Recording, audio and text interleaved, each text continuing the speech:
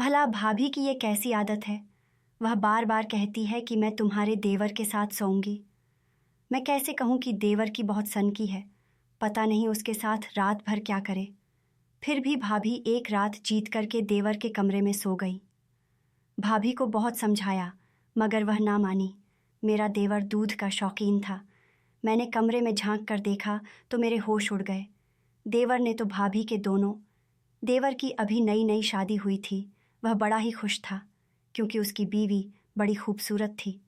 पूरा दिन उसने बड़ी बेताबी के साथ गुजारा था, मगर उस वक्त वह गुस्से में बाहर आ गया।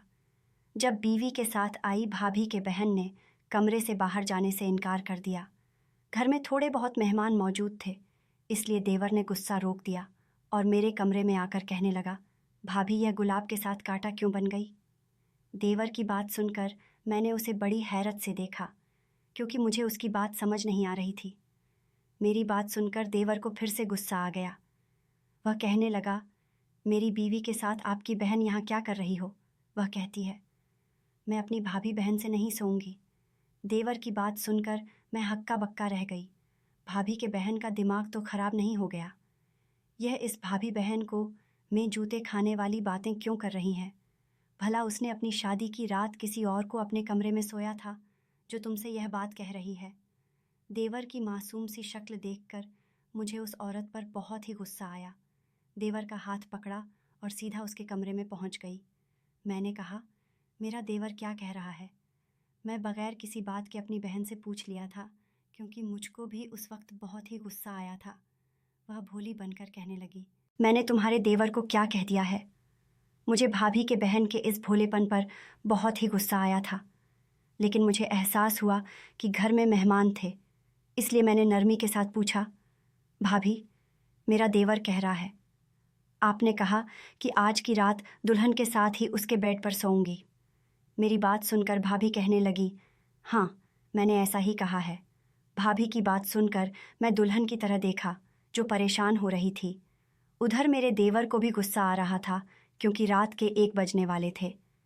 घर में सब सोने की तैयारी कर रहे थे और हमने भाभी के लिए एक कमरा साफ ही कर दिया था, मगर हम तीनों उस भाभी की वजह से अब तक जागे हुए थे। इसलिए मैंने बात को संभालते हुए भाभी से कहा, भाभी के बहन तुम्हारी शादी नहीं हुई थी क्या? यह सुनकर भाभी कहने लगी, हाँ बड़ी धूमधाम से हुई थी।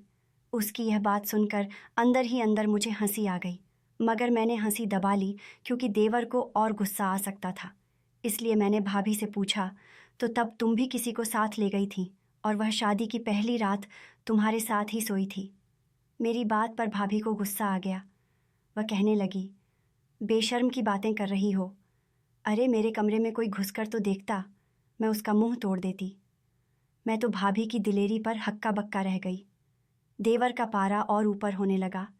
फिर देवर का गुस्सा देखकर उसकी बीवी बेचारी रोने लगी। मैंने उससे कहा, अरे तुम तो चुप करो, ये सब यहाँ मजाक कर रहे हैं। फिर मैंने भाभी की तरफ देखा और कहा, भाभी के बहन उन दोनों की शादी हुई है। मेरी बात सुनकर भाभी मुझसे कहने लगी, दरअसल अमृता मेरी बहन नहीं है।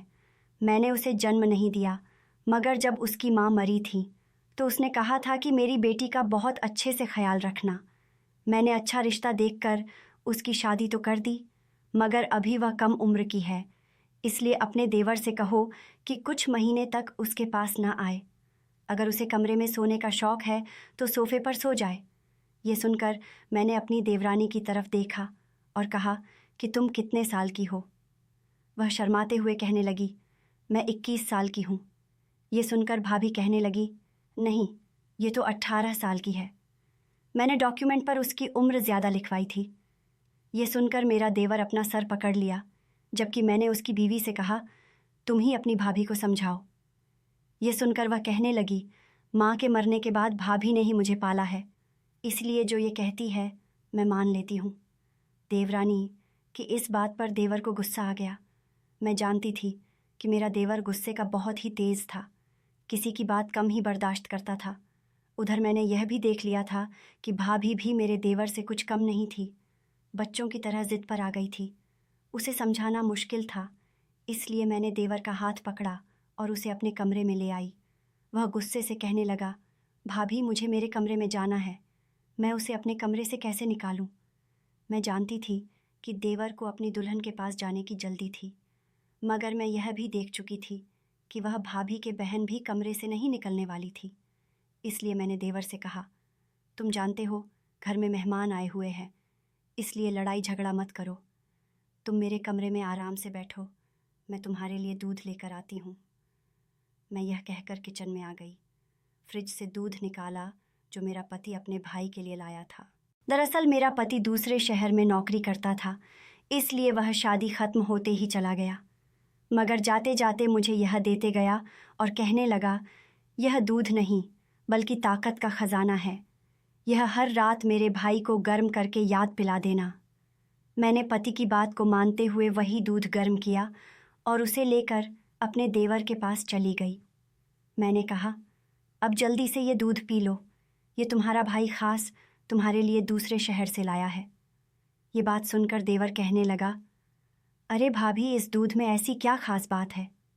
मैं ये बात उसके सामने कहने से शर्मा गई, तो मैंने देवर के कान में बता दिया कि दूध में ऐसी क्या खास बात थी।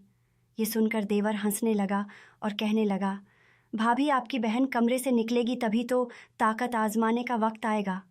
मैंने देखा देवर को फिर से गुस्सा आने लगा था, इसलिए मैंने उसे कहा, आज की रात तुम भाभी के बहन को वहीं सोने दो, कल वह अपने घर चली जाएगी। देवर यह सुनकर कहने लगा, लेकिन भाभी, सारे घर में मेहमान हैं, मैं कहाँ सोऊंगा? यह सुनकर मैंने फ़ौरन उसे कह दिया, तुम आज की रात मेरे कमरे में सो जाओ। देवर ने तो रात मेरे कमरे में गुजार दी और सुबह होते ही अपने दोस्तों के साथ चला गया। शादी भी ख़त्म हो चुकी थी, इसलिए आहिस्ता आहिस्ता मेहमान जाने लगे। यहाँ तक कि शाम हुई तो घर में सिर्फ भाभी के बहन ही रह गई। मैं दुल्हन के कमरे में आई तो मैंने भाभी के बहन से पूछा कि भाभी, घर में और कोई मर्द नहीं है, केवल देवर है, तो मैं उससे कहूँगी वह आपको छोड़ आएगा। मेरी बात सुनकर भाभी गुस्से से कहने लगी, अरे भाभी के देवर, रात को तुमको समझाया था कि मैं कहीं नहीं जा रही, मैं अपनी बहन के पास ही रहूँगी। यह सुनकर मेरे होश उड़ गए और मेरा दिल किया कि मैं अपना सर पटक लूं। देवर को कल तो समझा दिया था, मगर आज क्या करूंगी? यही सोच सोच कर मैं परेशान हो रही थी। मेरे सास ससुर नहीं थे, वरना वही इस मसले को हल कर लेते। मेरे पति भी शहर से बाहर थे, उसे भी बात बात पर परेशान नहीं करना चाहती थी। मगर रात होते ही देवर घर खुशी खुशी आया। मैं किचन में खड़ी थी। देवर पास आया और कहने लगा, भाभी, आज तो किचन से बड़ी मज़े की खुशबू आ रही है। वह मेरे करीब आकर खुशबू सूंघने लगा। खुशबू वाकई में लाजवाब आ रही थी। मैंने अपने देवर से कहा, अरे दूर हटो, पास से चेहरा खराब हो जाएगा। मैंने उसे धक्का दिया तो हंसने लगा। वह ऐसा ही था, जब मूड अच्छा होता था तो ऐसा लगता था जैसे उसे कभी गुस्सा नहीं आएगा, मगर जब गुस्सा आता तो किसी को भी नहीं छोड़ता था। मैंने उसको एक बार कई लड़कों से लड़ते भी देखा था। देवर ने अपनी लाठी से मार मार कर सबको भगा दिया था, इसलिए मैं उसको ठंडा करने की कोशिश कर रही थी कि कहीं यह मेरी बहन की वजह से कोई तमसा खड़ा करना कर दे।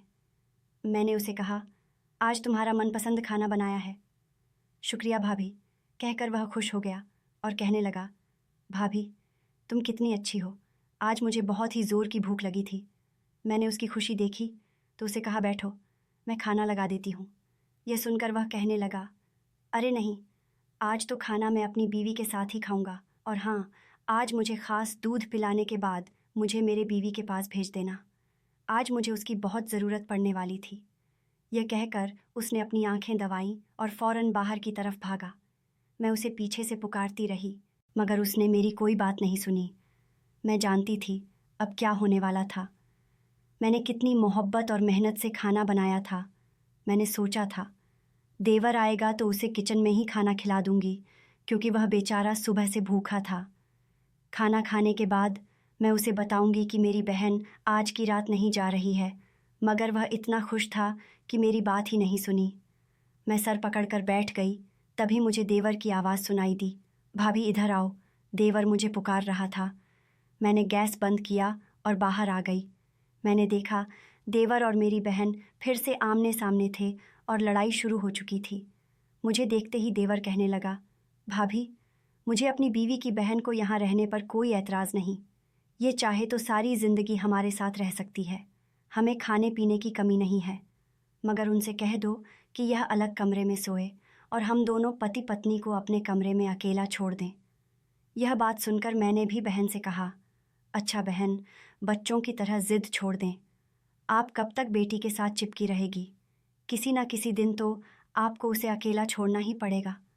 मैं बहन को समझाने की कोशिश की, क्योंकि मैं जानती थी देवर उस वक्त बहुत प्यार से कह रहा था, मगर जब उसका मूड खराब हुआ तो वह सब तमीज़ भूल जाएगा। मगर बहन ना जाने किस मिट्टी की बनी हुई थी। वह कहने लगी, मैंने यह कब कहा कि मैं यहाँ सारी ज़िंदगी रहना चाहती हूँ? मेरा अपना घर मौजूद है। मैं कुछ दिनों बाद यहाँ से चली जाऊँगी, मगर जब तक मैं यहाँ हूँ बहन के साथ ही सोऊंगी। ये कर बहन रोने लगी और देवर की बीवी भी उसे देखकर आंसू बहाने लगी। देवर को बहन पर गुस्सा तो बहुत आया, मगर वह गुस्से को पी गया। एक नज़र अपनी बीवी पर डाली तो वह अच्छी लग रही थी। उसने आज मैरून कलर का सूट पहना हुआ था, जो कि उसकी गोरी रंगत पर बहुत ही जच रहा था। देवर ने एक ठंडी सांस भरी और मुझसे कहने लगा, भाभी, मेरे लिए खाना ले आओ। वह हमें यह कहकर मेरे कमरे की तरफ चला गया। उसका मूड अच्छा देखकर मैं सुकून से हो गई। किचन में गई और सबका खाना उनके कमरे में दे दिया, जबकि मैंने खुद अपने देवर के साथ खाना खा लिया। शुक्र है उस रात को लड़ाई नहीं हुई थी। मैं किचन में बर्तन धो आई और देवर के लिए दूध लेकर कमरे में आ गई। मुझसे दूर रहते हुए देवर कहने लगा, भाभी, मुझे बहन से ज़्यादा अपनी बीवी पर शक होने लगा है। वह हर वक्त अपनी माँ से चिपकी रहती है। कहीं ऐसा तो नहीं कि वही मुझे अपने कमरे में नहीं आने दे रही है और बहन को आगे कर रही है। देवर की यह बात सुनकर मैं चौंक गई। मेरा देवर इस बारे में बहुत ही गलत सोच रहा था। यह देखकर मैं डर गई, क्योंकि पति पत्नी का रिश्ता बहुत ही नाजुक होता है, ज़रा सी गलती से टूट जाता है। इसलिए मैंने देवर को समझाते हुए कहा, अमृता बहुत ही अच्छी लड़की है, तुम उसके किरदार पर शक मत करो। वह बस अपनी बहन से डरती है। तुम जल्दी से दूध पीकर सो जाओ। मेरी बात सुनकर देवर कहने लगा, भाभी, रोज़ रोज़ दूध पिलाई जा रही हो, इतनी सारी ताकत का मैं क्या करूँगा? जाओ ना, अगर आपकी बहन सो गई हो तो मेरी बीवी को चुपके से अपने कमरे में ले आओ। देवर का यह प्लान सुनकर मैं चौंक गई। अरे ना बाबा ना, तुम्हारी बीवी मेरे कमरे में आ गई तो मैं कहाँ सोऊंगी? मेरी बात सुनकर देवर कहने लगा, अभी भैया घर पर नहीं है तो तुम भाभी आपकी बहन के साथ सो जाना। यह सुनकर मुझे हंसी आ गई और मैंने कहा, चुप करके सो जाओ। देवर बेचारे ने बड़ा सा मुंह बनाया और कहने लगा, अच्छा भाभी, सुबह बहन को किसी काम में फंसा देना ताकि मैं अपनी बीवी से कुछ बात कर सकूं। प्लीज़ भाभी, मेरे लिए तो इतना तो कर सकती हो। देवर ने मिन्नते भरे अंदाज में कहा तो मैं राज़ी हो गई। सुबह मेरी आंख देर से खुली थी। मैं किचन में गई तो भाभी अपनी बहन को अपने लिए चाय बना रही थी। मुझे यही मौका अच्छा लगा, इसलिए मैं बिना आहट के उल्टे कदम वापस अपने कमरे में गई और देवर को धीरे से जगाकर कहा, तुम्हारी बीवी कमरे में अकेली है। देवर ये सुनकर फ़ौरन उठा और पूछा, बहन? उसने मेरी तरफ देखा तो मैंने किचन की तरफ इशारा किया। वह एकदम खुश हो गया और कहा, भाभी प्लीज़, उसे 1 घंटे तक किचन में उलझाए रखो। मैं आपकी देवरानी के साथ कबड्डी खेल करके आता हूँ। ये कहकर देवर अपने कमरे की तरफ भागा। मैं फ़ौरन किचन में आ गई ताकि भाभी के बहन को कमरे में जाने से रोक दूँ, मगर मुझे देखती ही कहने लगी, मेहमान बेचारी खुद ही चाय बना रहे हैं और घर वाले अब जाग रहे हैं। भाभी के बहन की बात सुनकर मेरा दिल किया कि कह दूँ, अगर खुद को मेहमान समझती हो तो यहाँ से जाती क्यों नहीं? मगर यह सब उनसे ना कह पाई, क्योंकि उनका मूड ख़राब ना हो जाए। इसलिए मैंने मौसी से यह कहा, यहाँ बैठो, कभी मेरे साथ भी बात कर लिया करो। सारा दिन अपनी बहन के पास ही रहती हो। मगर कहने लगी, नहीं भाई, मुझे बात करने का इतना शौक़ नहीं है। मैं यहाँ चाय बनाने आई थी, मेरे सर में दर्द था, अब मैं जा रही हूँ। तुम्हारा घर है, तुम संभालो। ये सुनकर मैंने उन्हें रोकने की बहुत कोशिश की, मगर वह चली गई। उसके जाते ही मैंने अपना सर पकड़ लिया, क्योंकि देवर इतनी शौक से अपने कमरे में गया था। उसके जाते ही मैं नाश्ता बनाने लगी। तभी देवर किचन में आया और कहने लगा, भाभी, अगर आज आपकी बहन घर से नहीं गई तो मैं बता रहा हूँ कुछ भी कर दूंगा। भाभी, आप बीच में मत पड़ना, वरना आपकी भी सहमत आ जाएगी। देवर इतना गुस्से में लग रहा था कि मैं कांप गई। पता नहीं ये बहन मुसीबत की जड़ कब जाएगी। मैंने देवर की शादी की, सोचा था शादी के बाद देवर का गुस्सा ठंडा हो जाएगा, मगर यहाँ तो मसला ही उल्टा हो गया। मैं उन दोनों का नाश्ता लेकर कमरे में आई तो वह दोनों माँ बेटी किसी बात पर हंस रही थी। न जाने क्यों मेरा दिल किया कि बहन का गला ही दबा दूं। पता नहीं कैसी माँ है। बड़ा बहन का घर बसाने के बजाय उजाड़ने पर तुली हुई थी। वह अपनी बहन से 1 मिनट के लिए भी दूर नहीं होती थी। मैं कहाँ चाय रखी तो मौसी कहने लगी, अरे बहन, चाय ले आई हो तो मुझे यहीं बिस्तर पर दे दो। मैं कमरे से जाने वाली थी कि मुझे गुस्सा तो बहुत आया। एक तो हमारे घर पर कब्जा जमा कर बैठी थी और ऊपर से मुझे अपनी नौकरानी समझ लिया। बिस्तर पर बैठी हुक्म चला रही थी। मैंने जल्दी से चाय कप में डाली। तभी मुझे एक ख्याल आया जिसे सोचकर मैं खुश हो गई। चाय देने गई तो जानबूझकर उसके कपड़ों पर गरम गरम चाय थोड़ी सी गिरा दी। यह देखकर बहन जल्दी से उठ खड़ी हुई और बाथरूम की तरफ चली गई। मैंने अच्छा मौका देखा तो फौरन देवर की बीवी के पास जा पहुंची और उससे पूछा, सुबह तुम्हारा पति कमरे में आया था, तुम दोनों के बीच क्या क्या हुआ? मैं उसकी तरफ देखकर मुस्कुराए तो आंखें फाड़ फाड़ कर देखने लगी, जैसे मैंने उससे बहुत गलत बात पूछ ली। जब तक मैं बाथरूम से निकली तब तक बहन आ चुकी थी। हमारे बीच कुछ भी नहीं हुआ। उसकी बात सुनकर मैं समझ गई थी देवर इतने गुस्से में क्यों था। मुझे उस पर गुस्सा आने लगा। मैंने उससे कहा, तुम्हें ज़रा भी एहसास नहीं है, तुमने जिसके साथ शादी की है उसका हक अदा करने की बजाय अपनी बहन के साथ रह रही हो। यह सुनकर वह रोने लगी और कहा, भाभी मेरा क्या कसूर है? वह मेरी बहन है, लेकिन उन्होंने मुझे माँ बनकर पाला है। अब मैं कैसे उन्हें कह दूँ कि अब मेरी शादी हो गई है? आप मेरे घर से निकल जाएं। उसका रोना देखकर मैं नरम पड़ गई। उस बेचारी का भी कसूर नहीं था। बहन ही सारे फसाद की जड़ थी। उसका ही खात्मा करना पड़ेगा। बहन अभी बाथरूम से नहीं निकली थी, इसलिए मैंने अपनी देवरानी से कहा, तुम्हारा पति गुस्से का बहुत तेज़ है।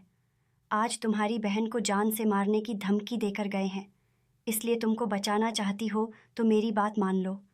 मेरी बात सुनकर बहुत परेशान हो गई और कहाँ कौन सी बात। मैंने उससे कहा, मैं तुम्हें रात को नींद की गोली दे दूंगी, तुम वह रात को बहन को घोल कर पिला देना, वह सो जाएगी। तुम दोनों मेरे कमरे में आकर सो जाना। उस वक्त बहन बाथरूम से निकल आई, इसलिए मैं उसका जवाब नहीं जान पाई, मगर मैंने सोचा कि अभी रात होने में बहुत वक्त है, उसे सोने देती हूँ, फिर आराम से पूछ लूँगी। मगर उसके बाद बहन एक क्षण के लिए भी उसके पास से नहीं हटी और यूं ही शाम हो गई।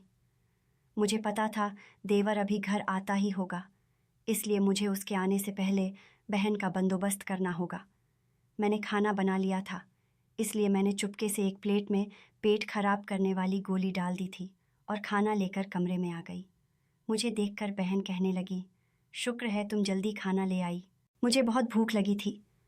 मैंने जानबूझकर बहन के सामने वहीं प्लेट रखी और वहीं बैठी रही ताकि वह उस प्लेट को बदल ना सके, मगर उन दोनों मेरे प्लान का पता नहीं चला और मैं किचन में आ गई। मैं अपने देवर के आने का इंतज़ार करने लगा, मगर इससे पहले ही गोली ने अपना काम शुरू कर दिया था। तभी तो बहन दर्द से चिल्लाने लगी। मैंने कमरे में आकर पूछा तो कहा, मेरे पेट में बहुत दर्द है, फ़ौरन डॉक्टर को बुलाओ। मैंने पहले ही डॉक्टर को कॉल करके बता दिया था और बहुत कुछ समझा भी दिया था कि घर जाकर क्या करना था। थोड़ी देर बाद डॉक्टर घर आ गए। उसने आते ही प्लान के मुताबिक बहन को नींद का इंजेक्शन लगा दिया। मैंने देवरानी से कहा, उनको सारी रात आराम करने दो। डॉक्टर यह कहकर चला गया। मैंने देवर की बीवी से कहा, चलो बहन को आराम करने दो, मैं तुम्हें अपना कमरा दिखाती हूँ। इस बहाने से उसे अपने कमरे में ले गई। तभी मेरा देवर आ गया। मैंने सारी बात देवर को बता दी। यह सुनकर मेरे देवर हंसने लगे तो मैंने कहा, तुम जाकर अपनी बीवी के साथ बैठो, मैं तुम्हारा खाना लेकर आती हूँ। यह सुनकर देवर कहने लगा, खाना रहने दो भाभी, कहीं इस चक्कर में बहन ना उठ जाए, तुम बस मेरे कमरे में दूध भिजवा दो। यह कहकर देवर कमरे में चला गया। मैं उस रात बहन के साथ बेड पर सो गई। जबकि देवर और उसकी बीवी को अपना कमरा दे दिया और उन दोनों को दूध पिलाकर सुला दिया। सुबह हुई तो बहन उठी। ये कमबख्त किसकी नज़र लग गई मुझे। वह उठकर वॉशरूम में चली गई, मगर तब मैंने देवर की बीवी को जगा दिया था। वह मौसी के पास आ गई। बहन को उस दिन पता ना चल सका कि हमने उसे बेहोशी का इंजेक्शन लगाकर उसे बेवकूफ़ बनाया था। देवर की बीवी ने भी बताने की कोशिश नहीं की। इससे मुझे अंदाज़ा हुआ कि वह बेचारी भी मजबूर थी। मैं किचन में नाश्ता बनाने गई तो देवर मेरे पीछे आ गया और बहुत खुश था। कहने लगा, भाभी, तुमने मेरा दिल जीत लिया। उसने मेरा शुक्रिया अदा किया तो उसकी खुशी देखकर मैं भी खुश हो गई।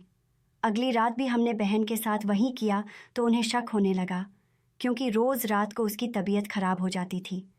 यह देखकर वह सब समझ गई कि कुछ तो गड़बड़ है, मगर उसने अपनी बेटी के खिले खिले चेहरे पर नज़र डाली तो उसे अपनी गलती का एहसास हुआ।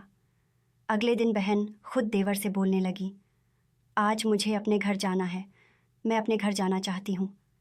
देवर ने सुना ही था तो माफ़ी से कहने लगा, ठीक है बहन। यह कहकर भाभी के बहन को गले लगा लिया और फिर उसी शाम को विदा कर दिया। मौसी अपने घर वापस चली गई और मैंने भी सुकून का सांस लिया। यदि आप किसी की काम उम्र में शादी करें या सही उम्र में उसका संसार बसाने के लिए उसे अकेला छोड़ना ही पड़ेगा, क्योंकि सभी की अपनी इच्छा होती है और एक ऐसी इच्छा है कि जिसके चलते अच्छे अच्छे रिश्ते में भी दरार पड़ जाती है। दोस्तों, उम्मीद करती हूँ आपको हमारी कहानी पसंद आई होगी। कहानी पसंद आई है तो वीडियो को लाइक करें, चैनल पर नए हैं तो चैनल को सब्सक्राइब करें और हाँ, नोटिफिकेशन बेल को ज़रूर दबाएं ताकि अगली अपडेट सबसे पहले आपको मिले।